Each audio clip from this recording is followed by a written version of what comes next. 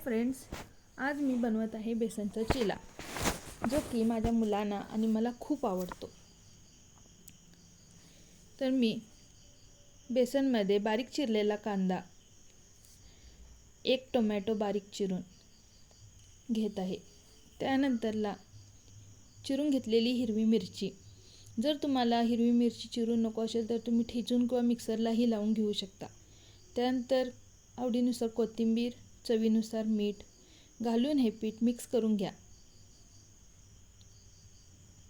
पाणी डायरेक्ट घालू नका। बॅटर जर जास्ती पातळ झालं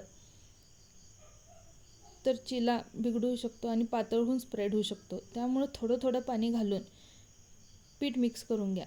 मी इथं हळद घालायला विसरले होते, तर हळद 1 चमचा घालत आहे। त्यानंतर परत पाणी घालून बॅटर चांगलं मिक्स करून घ्या। ह्याच्यात सोडा वगैरे घालायची आवश्यकता नाही आहे, तुम्ही असंच करू शकता। त्यानंतर तवा गरम करायला ठेवला होता, त्याच्यावरती मी तेल घालत आहे।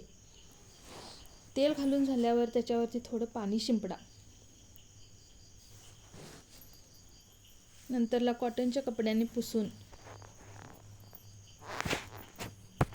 घ्या। त्यानंतरला बॅटर घालून डोस्याप्रमाणे पसरून घ्या।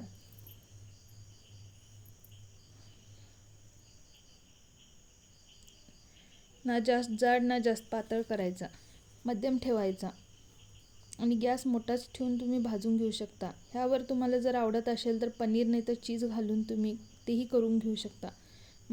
त्या टाइमला माझ्याकडे नव्हतं म्हणून मी घातलं नाही आहे।